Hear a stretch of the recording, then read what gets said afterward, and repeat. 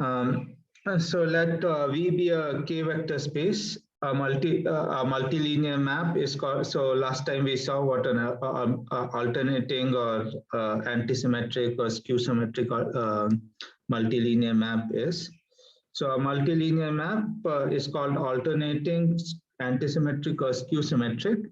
If this happens, if phi of V1 to VA is same as sine of sigma phi V sigma 1 to V sigma A for any sigma in SA, where SA is the symmetric group on A numbers, yeah, symmetric group. So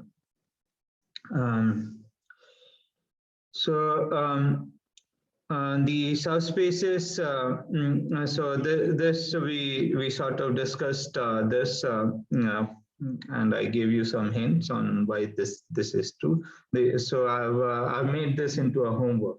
Yeah, so you do this as a homework problem.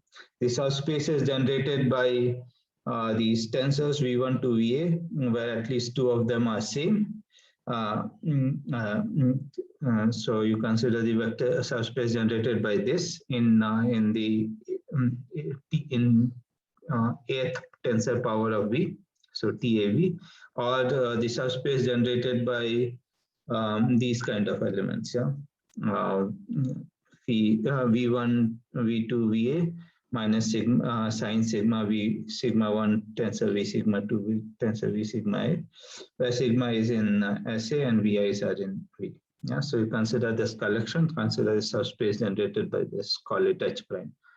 So the homework is to show H and H prime are same, and once you and then you can define the eighth exterior power, which is also denoted by this this guy.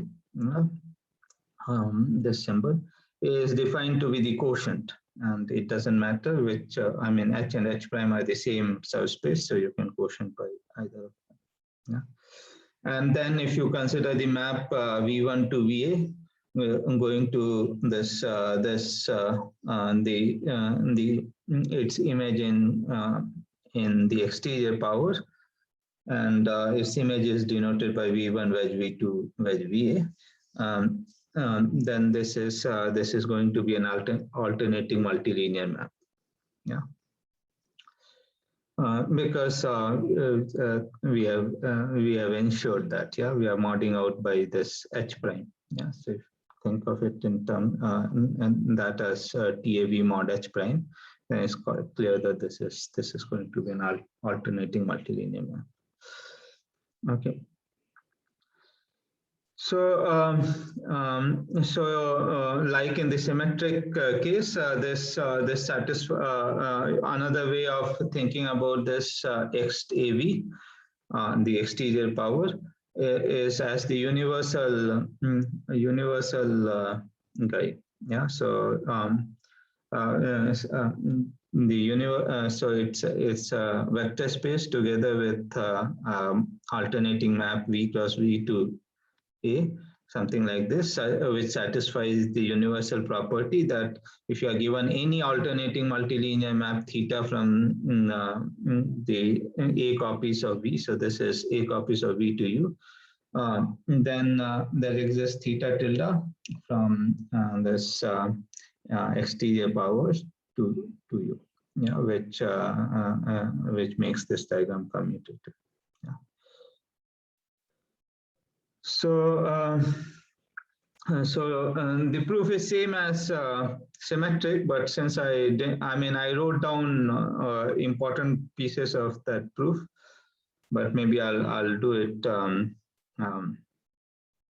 more systematically today. So theta is a multilinear map, yeah, from V cross V cross V A copies to U. So of course, by universal property of tensor product, you get a map theta prime. So induces a unique. Maybe I should call it K-linear map. Something happened. Yeah. So okay, I hope you can see. Yeah. you can again start saying uses k-linear. Okay, this is k-linear. No, it shouldn't vanish. K-linear induces a k-linear unique k-linear theta prime. It doesn't matter. K-linear unique theta prime TAV to U, such that this happens. Yeah, so that is the universal property of tensor product. And of course, since theta is alternating, therein it was symmetric, but here it's alternating. So that tells you that this H prime, by definition, will lie in the kernel of theta prime. Yeah. So so you can see that this guy minus V sigma. So this guy minus so maybe I'll do this in this guy minus V sigma 1 to sorry, minus yeah, so it's vanishing too fast, sigma 1 and so V sigma A. This will go to 0, yeah, under theta prime, because theta is alternating. Okay, so so that tells you that H prime is contained in the kernel of theta prime, and hence by first isomorphism theorem, it induces a map theta tilde from TAV mod H prime to U. Okay. So the map in the first isomorphism theorem is also very explicit. It sends this bar to theta prime of this guy. Yeah. So that tells you that theta tilde. So if you work it out, what does theta tilde do? It will send. This bar V1 tensor VA bar is basically V1 wedge VA by our notation. Yeah. So that it was somewhere. Yeah. All right. So this is our notation. So so what does theta tilde do? It sends V1 wedge VA to theta of V1 of VA. Yeah. So that in particular, that tells you that theta tilde of phi of V1 to VA, where phi was this map it was equipped with. Yeah, phi is this this map. Yeah, maybe I can switch to red for pointing. So phi is this map. Yeah, which comes with the definition of that's the alternating multilinear map for exterior power. Yeah, so you get this, and this is true for all VI. So so theta tilde composed phi is same as theta.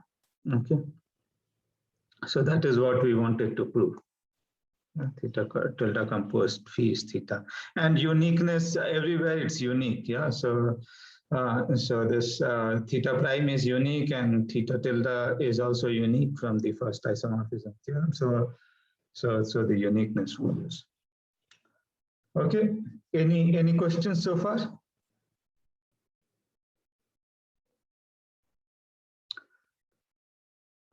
So the proof is same as in the tensor thing. It's just that symmetric for the symmetric guy. So we had the same result for symmetric. So it's the same. Yeah. One crucial difference between symmetric power and tensor power is that no matter how high this A is, symmetric power of V is going to be non-zero. Yeah, if V is non-zero. But that's not true about exterior power, because if you have E as E is 0, yeah. So that's what and that's what we realized. Yeah, so that is more or less the definition. Yeah. So that tells you that if you take the eighth exterior power of V, where A is greater than the dimension of V, then you get that this exterior power is 0. Yeah. So and the reason is so let E1 to En be a basis of V. Then and then if you consider this wedge product EI1 to EIA, where I1 to IA are some numbers between. So between this, then of course this is 0 because IA is greater than N. So at least two of them has to be same. Yeah. So this is 0, but of course this is precise. But these kind of elements generate lambda AV. Yeah, because lambda AV is quotient of TAV, and TAV is generated by these kind of guys. Yeah, but this generate lambda AV, so that tells you that this is and this is 0. Okay. So for A greater than the dimension of V, it is indeed 0. Any questions? What, by the way, what will be, so maybe not in the vanishing system, but yeah. So what is, so if N equals dimension V, then what can we say about this guy? Gamma NV.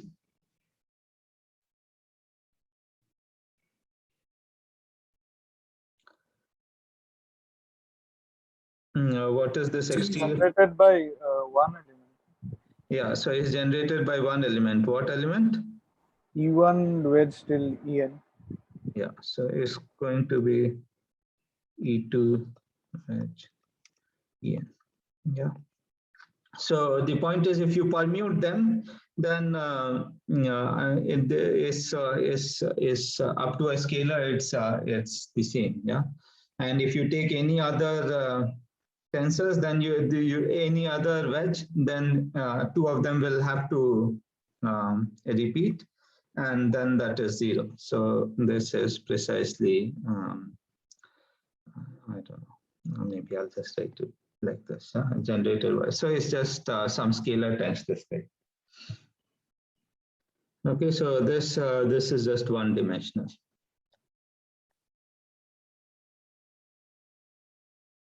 Okay, so it is somewhat peculiar. Yeah, it's not same. It's different from symmetric powers. Exterior powers. So in particular, if you look at the exterior, we'll define the exterior algebra using this thing. So you define the product. Yeah. So you take the exterior power of Ath exterior power of V and Bth exterior power of V. Then you have this is this map alpha beta going to alpha wedge beta is a well-defined bilinear map. Yeah. So one needs to justify this, that this is well defined. Bilinearity is not difficult. But so we'll do. I haven't written this down here, but we will do a general version of this thing below. So that a slightly generalized version. So that will explain why this is bilinear. Okay. So then you can define like in the symmetric or tensor algebra, you can define this to be dx sum. Now you just have to go up to dimension V. Yeah, you don't have to go to. I mean, even if you go to infinity, the ones beyond dimension is anyway 0. So this is this is an algebra with product defined by this above and linearity. This is called the exterior algebra. This is called the exterior algebra.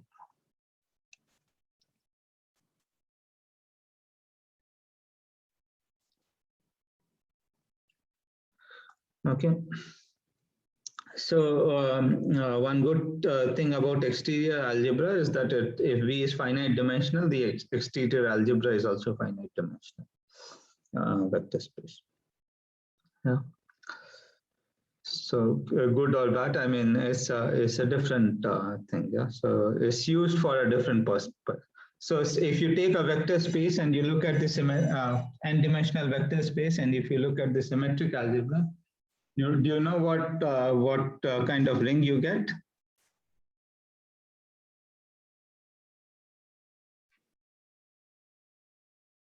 If you look at the symmetric algebra over a n-dimensional vector space. Not Say that again. not it won't be an integral domain. You think it's not an integral domain? Yeah. Why do you think it's not an integral domain? Because if A and B are large enough, then that will go beyond dimension. Yeah, I'm talking about symmetric algebra, not exterior algebra. Exterior algebra, Oh, yes. But what about symmetric algebra?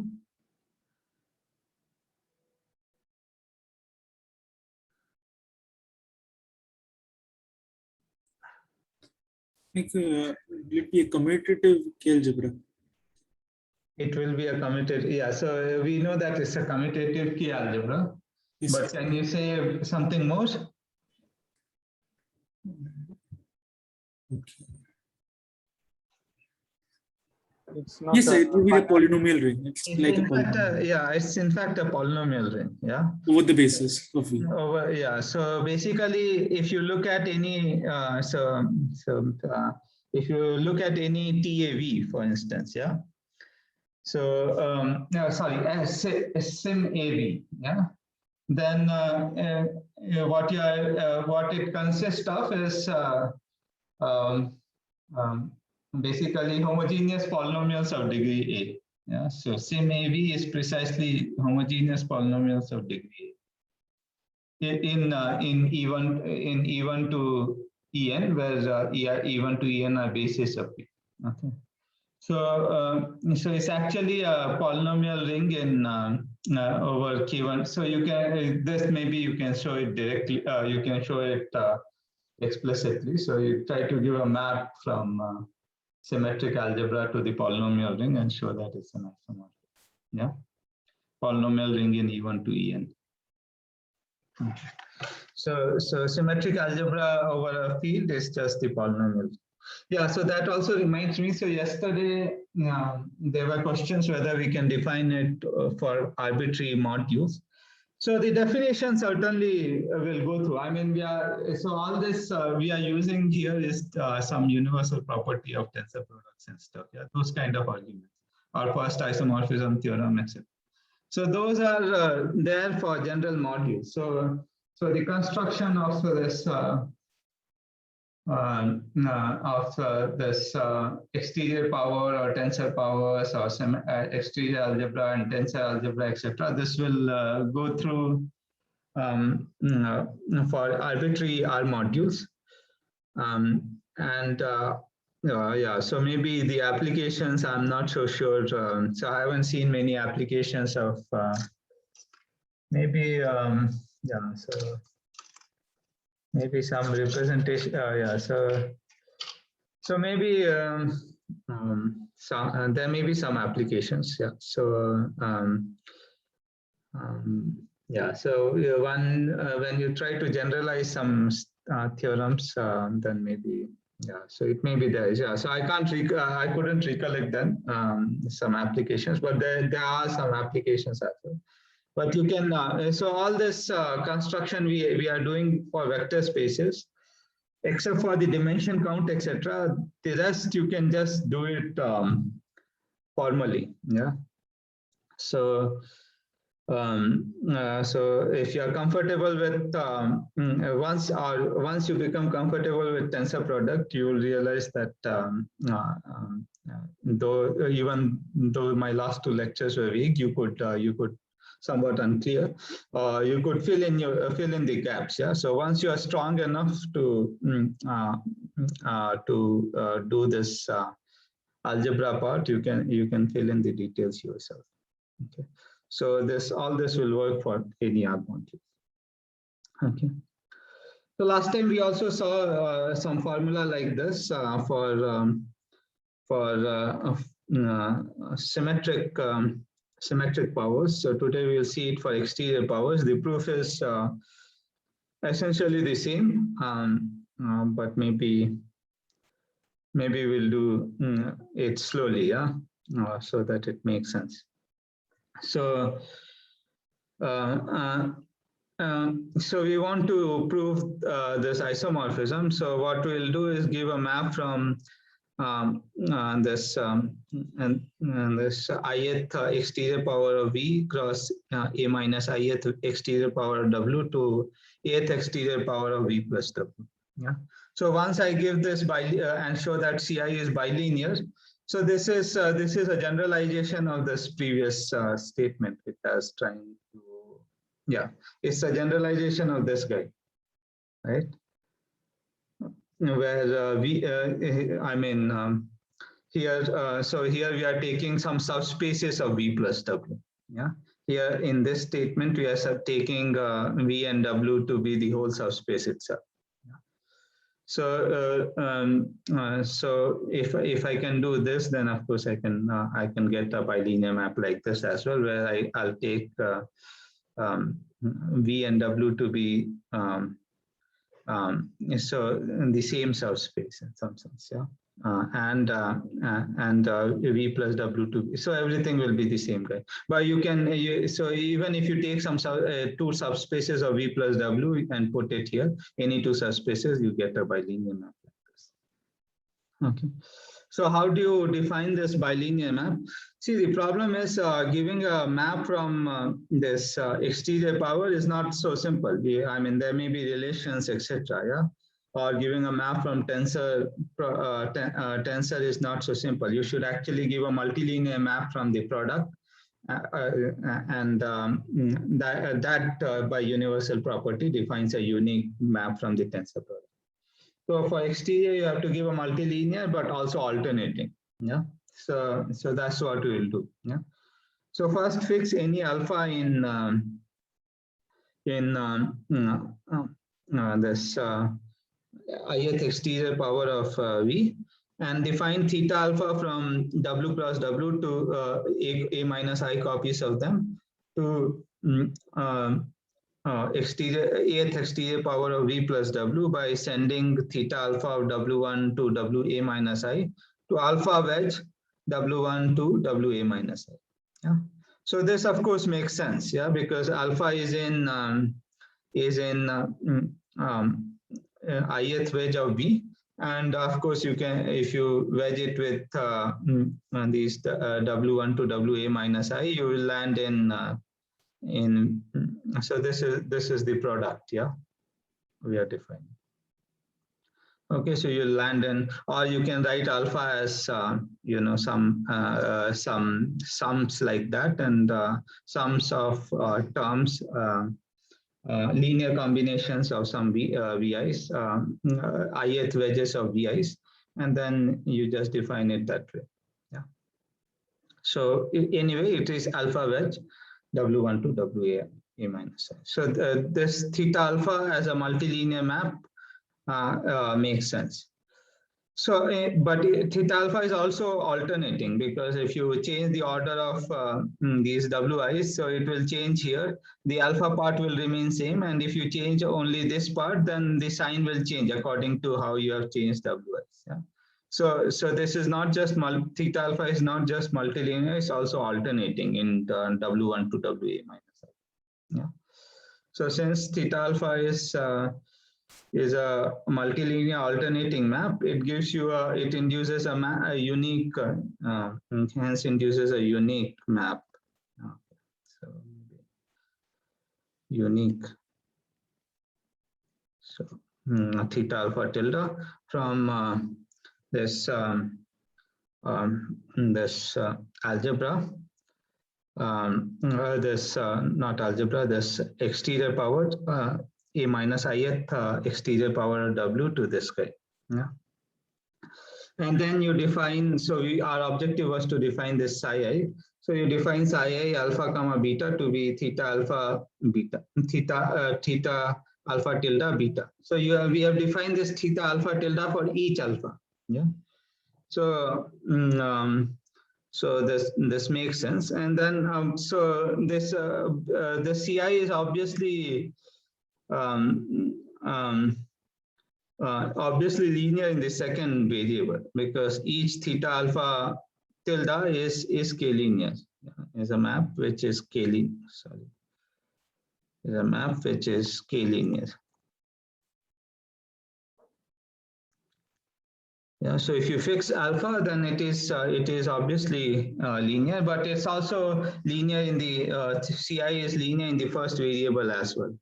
Okay, so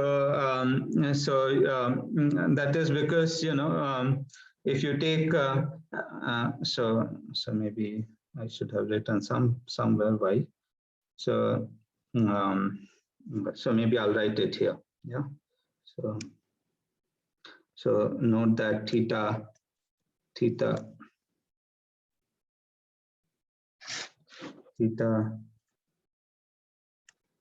alpha of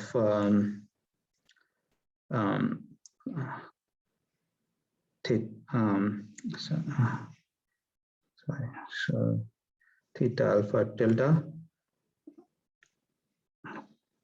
alpha plus alpha prime. So I'll just check alpha additivity. Yeah, theta tilde alpha plus alpha prime evaluated at some beta is just alpha wedge alpha plus beta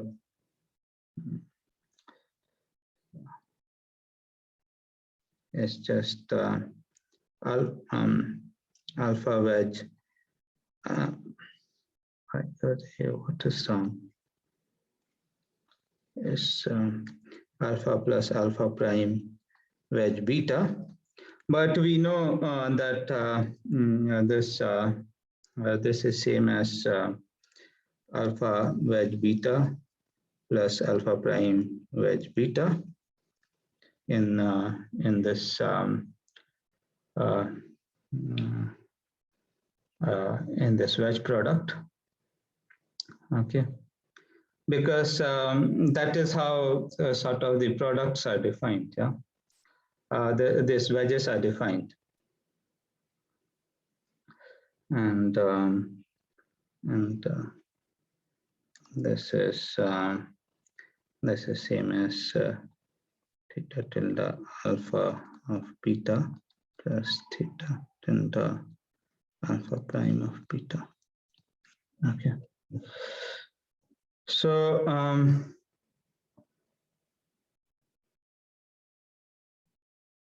okay.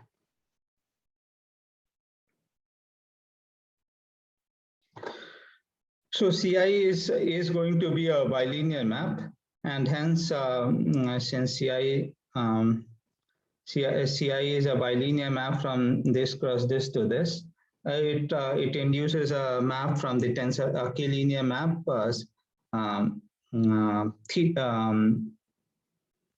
a k-linear map.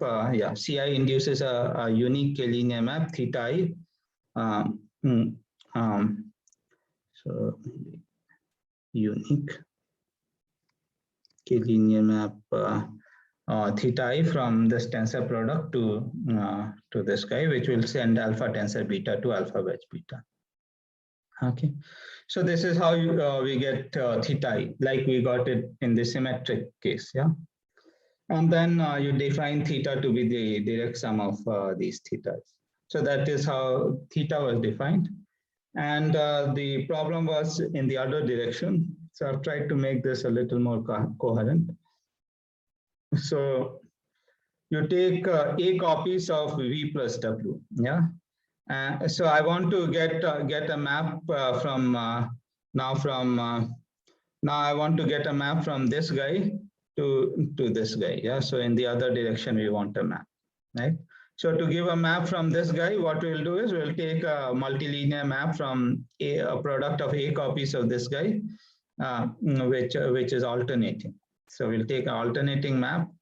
So I'll tell you what the map is, and multilinearity will be clear, and alternating you'll have to think a little bit that it is alternating. So we'll have to define it in a particular way. Yeah. So what is that map? So a typical element, how does it look like? It's V1 comma, so element of V plus W looks like V1 comma W1. Yeah. and so on. So a typical element in A copies of this will look like V1, W1, V2, W2, VA, W. Yeah. So where would I send this? So I have to send it to various, direct sum of these guys. Yeah. So this has A+1 pieces. So there is a 0th piece. So on the 0, when I equals 0, the piece should, it is just corresponds to 8th exterior power of W. So where you send it is W1 wedge, W2 wedge, W. Yeah, so it goes to this. So the first component of the image should be this guy. The second component, we want to send it to the this thing. Yeah, so V1 wedge W2 wedge W3 and so on WA, and then maybe W1 wedge V2 wedge. So this is the natural map we would like to send. Yeah. But of course, you would notice that this element doesn't make sense. Yeah, this doesn't live in the first component. Yeah, what is the problem? So when I equals 1, then this is basically exterior power first exterior power of V, which is just V, tensor A-1th exterior power of W. So you can't put wedge here. Yeah, you have to put tensors.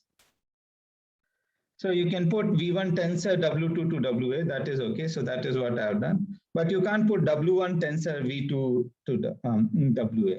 Yeah, so that is not what you can do. Yeah, so you'll have to shift V2 here and then do the wedge. So when you shift V2 here, then you want the map to be alternating. Yeah, so you'll have to change the sign. So instead of these guys, what you have to do is send it to this this case. Yeah, so maybe don't send it to this, but send it to this guy. Okay, V1 tensor W2. Yeah, so this I want it to be a permanently marked thing, so I'll just keep it like this. So send it to these bunch of guys. Yeah. So the sign will depend upon whether these indices have there is a permutation of these indices. Okay. So the first term will come with positive sign, second with negative, third with positive, and so on. Yeah. So that is how it will appear. So that's in the second component. Then what will come in the third component? Yeah, so third component should be V1, the first term will be V1 wedge V2 tensor V3 and so on, then negative of something and then positive of something. So it's complicated. So so maybe I've written something here. Yeah, so I'll tell you the formula. So V1 wedge V2, and then you tensor it with the remaining wedges of remaining W's. Yeah.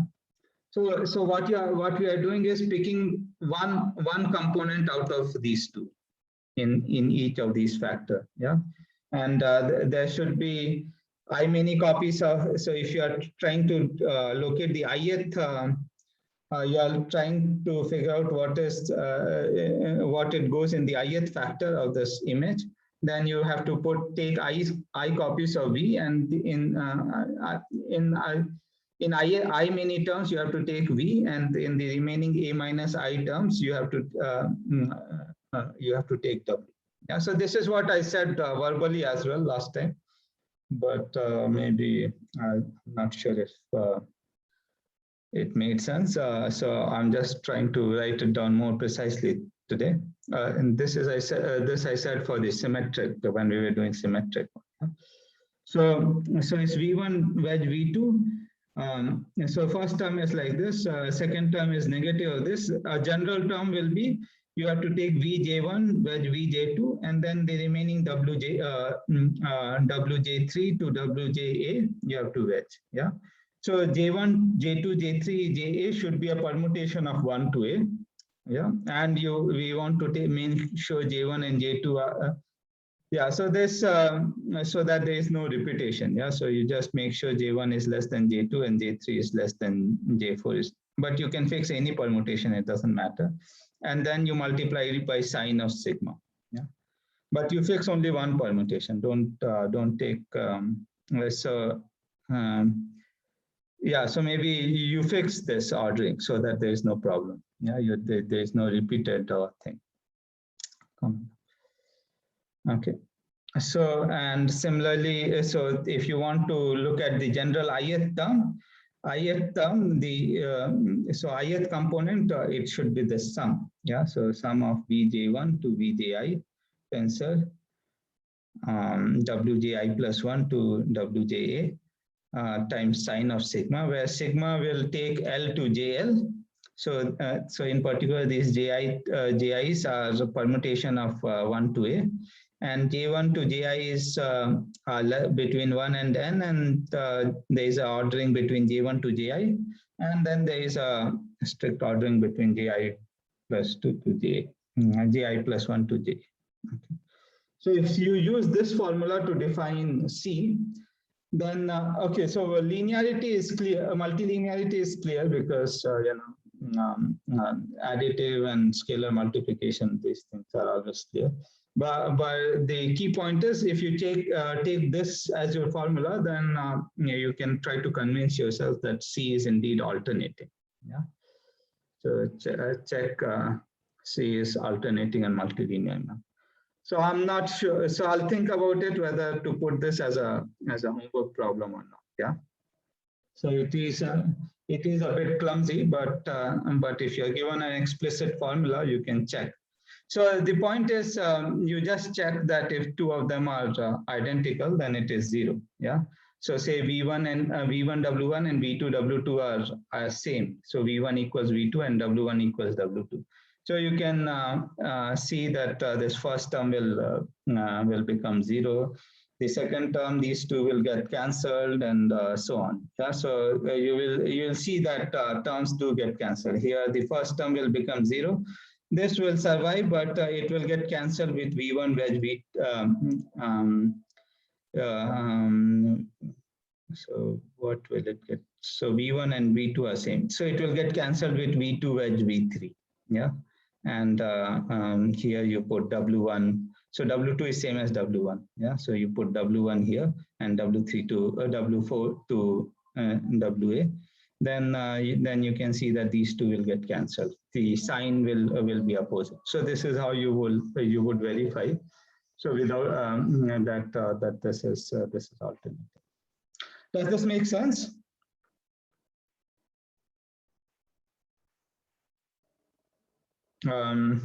Yeah, so I'm not so since I've written most of it today, so since I didn't want to screw up too much, this lecture starts going a bit too smooth, and then I'm not sure if everyone is following. So is it okay so far? Any questions?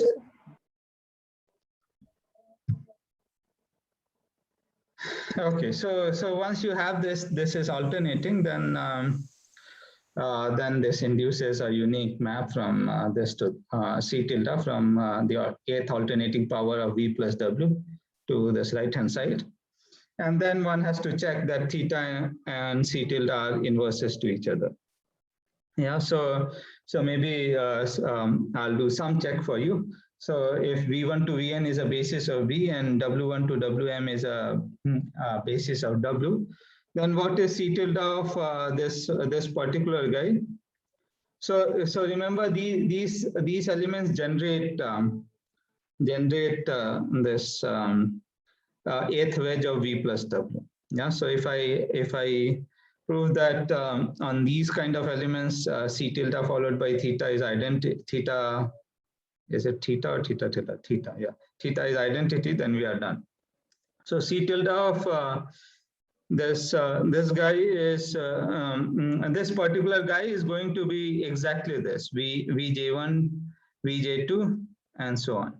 Yeah. So C tilde of eighth wedge of V dxm W will send this particular guy to this complicated feature, but of course if you take something like this, then what you are doing is and this J on this J1 Wj1, if you are looking at this particular element, then this particular element W for so the corresponding guy here is Wj1 is 0 and Wj2 is 0 and so on. Wji is 0 and Vji plus 1 is 0 and Vj is 0. So a lot of it will become 0 and you'll get only this thing. Okay. So C tilde of this is just going to be in this guy. And yeah, so that is what I have written here. Okay, sorry. So C tilde of this is just C by the, so you get C tilde of this which makes certain diagram commute. Yeah. So C tilde of this is just C of this guy, which if you use the formula will get you'll get precisely this term. And if you apply theta to so if you apply theta to this this term, you precisely get back this original thing you started with. Yeah. So that tells you that theta composed C tilde is identity. And similarly, if you look at theta I composed C tilde and you apply it to an element of this kind here, then it is identity. Yeah, so that so that tells you that C tilde composed theta. Theta is the direct sum of theta i's. Yeah, so that tells you that C tilde composed theta is identity.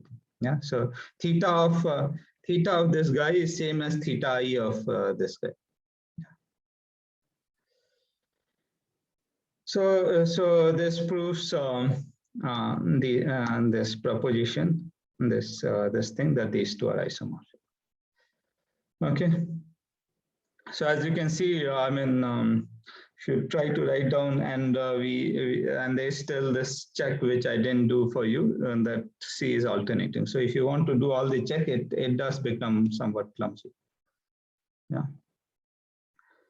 So we saw one could give an explicit basis of nth symmetric power of V. So similarly, you can give an explicit basis of exterior power of V. So if E1 to En is a basis of V, then the eighth exterior power has a basis of this form. Yeah. So you take EI1 where EIA, where I1 is strictly less than I2 is strictly less than I3 and so on up to IA, and they are all between 1 and n. Yeah. So this also tells you, for instance, that if A is greater than n, then of course you can't choose any, and this set is essentially empty. So this must be the zero-dimensional vector space. Okay.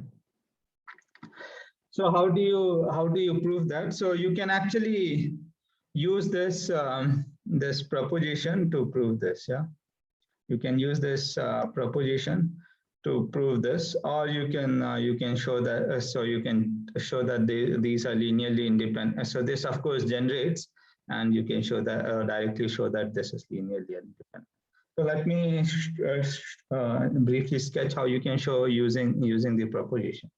Yeah, so and induction. So induction on the dimension of V. So you declare V2 to be subset space generated by E2 to En, and V1 to be generated by E1, and then eighth wedge of V1 plus V2 is precisely eighth wedge of V. Yeah, so maybe I should have written that here first.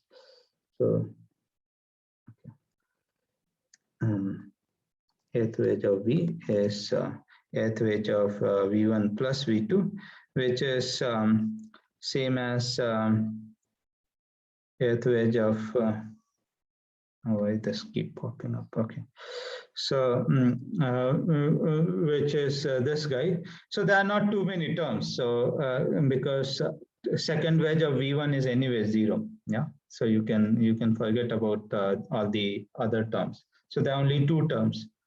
Eighth wedge of V2 and V1 tensor A minus 1th wedge of V2. So since V2 has dimension 1 less, by induction hypothesis, eighth wedge of V2 is has a basis of this kind.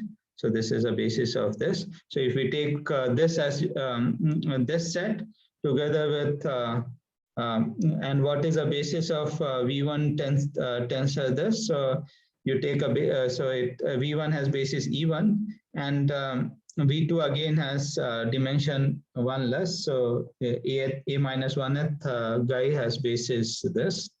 Yeah, is a basis of, and you just have to tensor it with E1. Yes, because E1 is one dimensional. So this is a basis of V1 tensor A minus 1 V2. Okay, but I mean, this is not equality, but this is an isomorphism. Yeah, so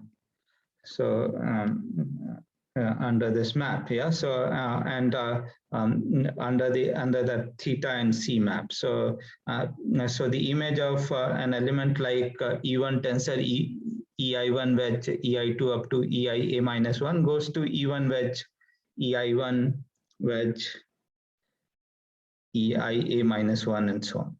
Yeah. So you can check that the union of this is precisely this guy. So so those elements where I1 is not equal to 1 appears in the first list, and those elements where I1 is equal to the first guy is equal to 1 appears in the second list. Okay, so these two sets are same. So that tells you that this union is a basis of lambda AV, which is same as this collection, which is same as this collection.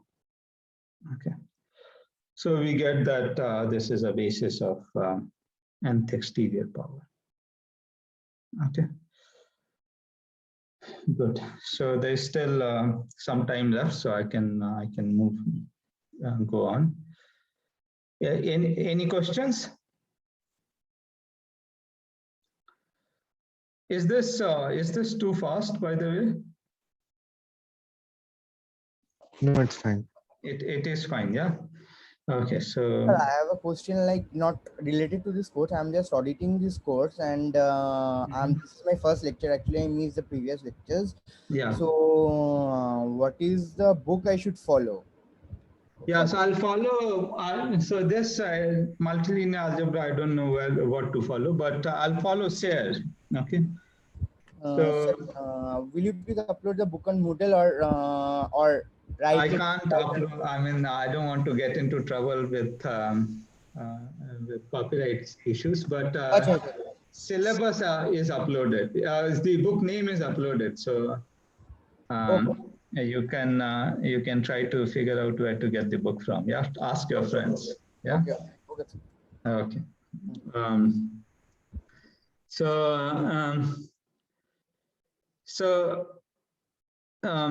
Yeah. So this is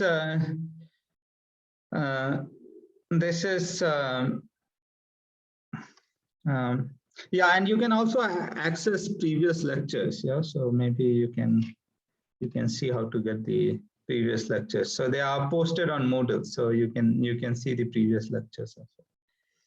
Okay, so let's so this I said last time to answer one question. So this is symmetric algebra over V.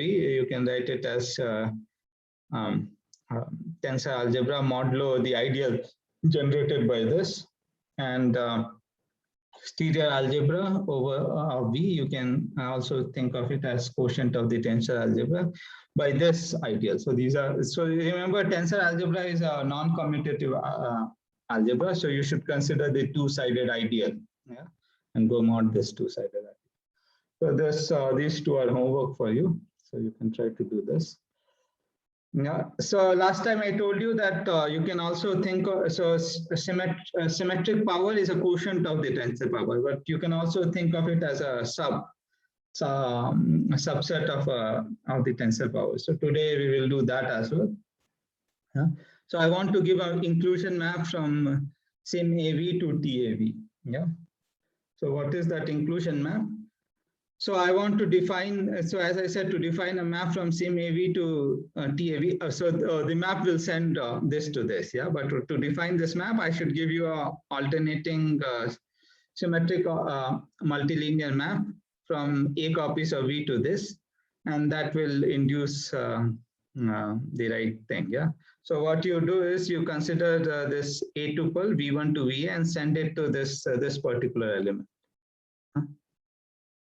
So you send it to V1 tensor VA plus you permute the indices and send it to sums of these kind of things. Yeah. So sigma in SA. So it is, there are A factorial terms in this.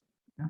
And by definition, this is symmetric. Yeah, because if you permute this, then it's still the image is the same thing. Yeah.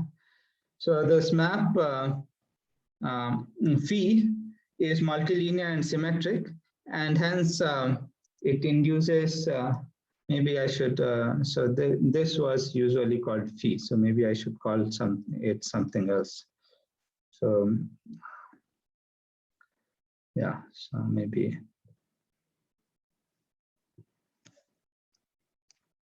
so let's call it I prime, yeah. And is this, I don't call it I prime. So I prime is multilinear, and hence it induces a map from this, which makes this diagram commute. Yeah. So that in other, but the image of phi is precisely V1 dot VA. Yeah, that is how it was defined. Okay, so this I will send V1 dot VA to this sum of A factorial terms.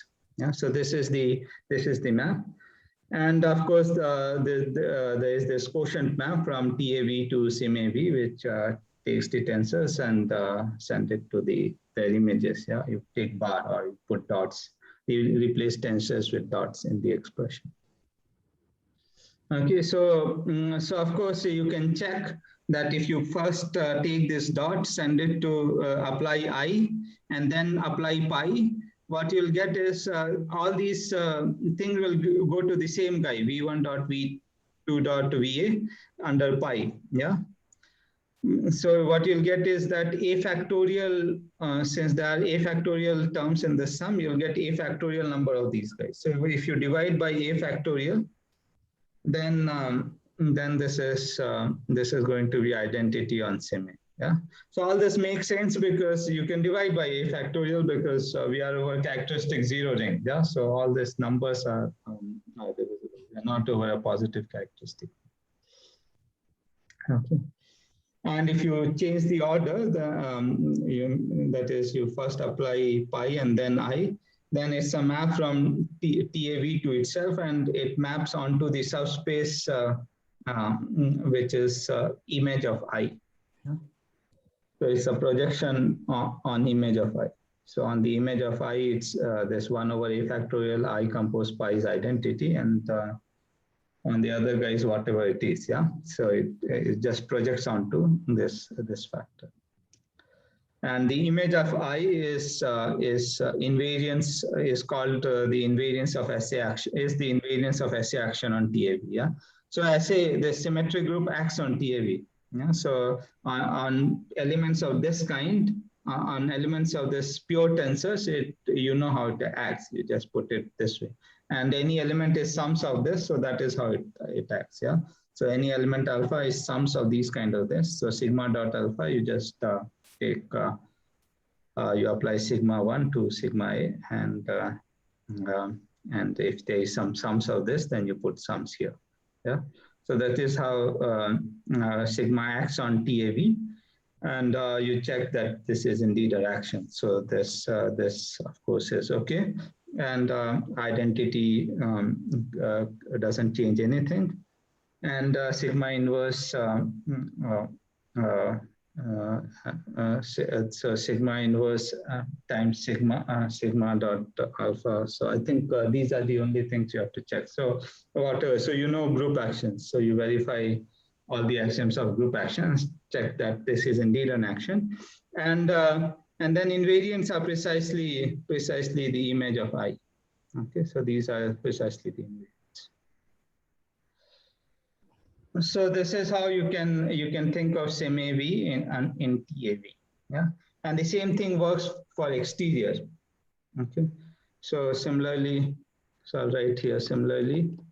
There is a map from I from XTAV to TAV. So I'll just write what this map is. V1 to VA will be sent to SGN sigma V1 tensor, V sigma 1 tensor V sigma A, sigma NSA. Okay, so again, you have A factorial terms here. Okay, but and again, this exists because you again define a map from A copies of V to this guy, which sends it to here, and this is going to be an alternating map because the way you have defined it. Yeah, so this is so I is so it in I is k-linear because it's so it's same way. Yeah, so I'm not writing it again, and then again if you take pi composed I of this guy, yeah, tell me. Okay, so again, if you take a projection of this on pi on any of these guys, you recover V1 to VA, yeah, because the sine of sigma square is 1. Sine of sigma is plus or minus 1. Either way, you get 1. Yeah, so this becomes a factorial times this. So you divide by a factorial, and this is identity on the image of this guy. And if you do the other order, and 1 over a factorial I composed pi is yeah, so maybe I should have called this something different, but it's okay, is the projection on image I. So here the I is different, and the image I is, again, there is this action of, so this there is this action of SA on this thing. So the image I happens to be anti-invariance. Yeah. So image I is maybe Z in TAV such that sigma dot Z is sine sigma times Z. Okay. So you consider those Z's in TAV which has this property, so that is precisely image I. Okay. If someone wants to say something, Safal? Okay. Sorry, sir. No problem. Okay. So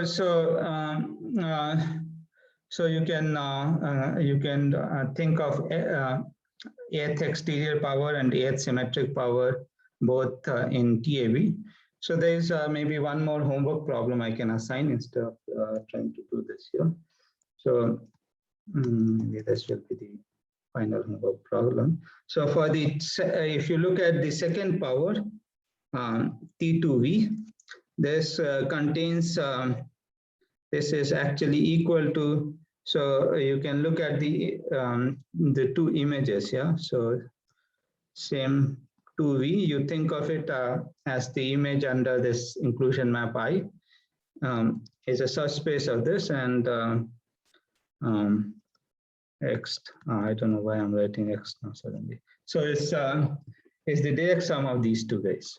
Okay, so this you can try to show. Okay, if certainly works for V finite dimensional. I think it should work generally, but finite dimensional, the proof should be easier. Okay, some dimension count or something. Any questions?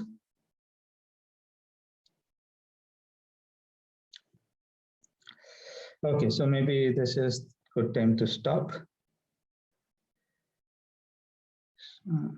If it allows me to.